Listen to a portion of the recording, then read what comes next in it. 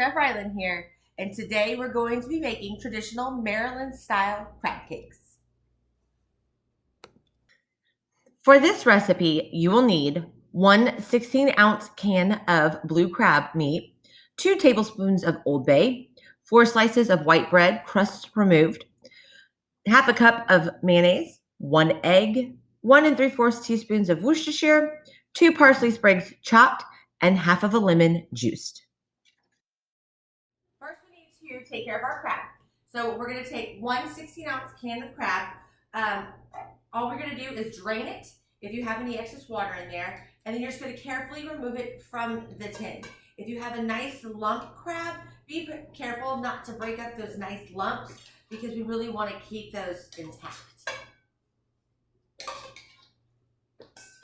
Next are breadcrumbs. So I have pieces of white bread that I've removed the crust from, and all I did was just toast it in the oven really quickly. You can leave yours out overnight to stale, and that would be fine. So all we're going to do is pulse this into a fine powder. This is going to be the binder for everything in our crab cakes. So next we're going to get our oven set at 350 degrees. That way it's nice and warm by the time our batters come together. So we're going to get our wet ingredients together. So I've got 2 sprigs of parsley, and you want to remove these big long stems, and any thick stems that you might find in there, just pull those off. And then we're just going to roughly chop this up. And this is going to go into our batter with the rest of our ingredients. So now what we're going to do is take our lemon juice. It's the juice from half a lemon, or roughly about a tablespoon or 2.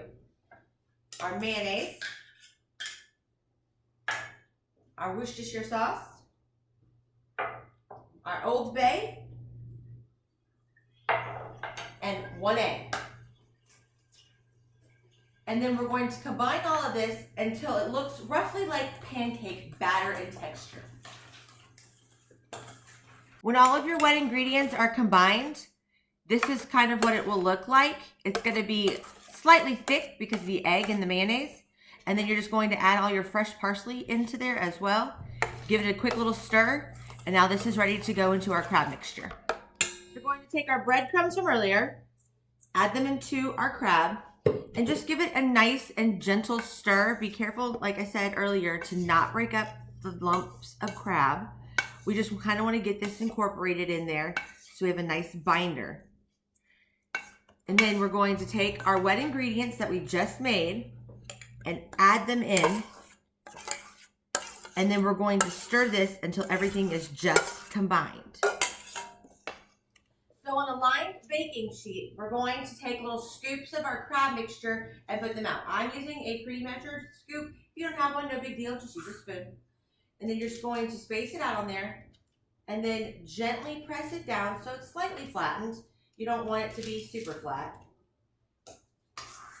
And then just continue on until you've used all of your crab mixture.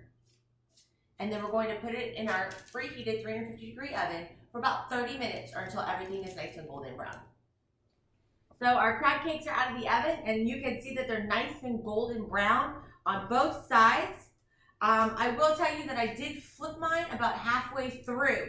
That way I could get nice color on both sides of the crab cake. These are great if you want to serve them over with some hollandaise sauce, like a crab cake sandwich, or just eat them as is.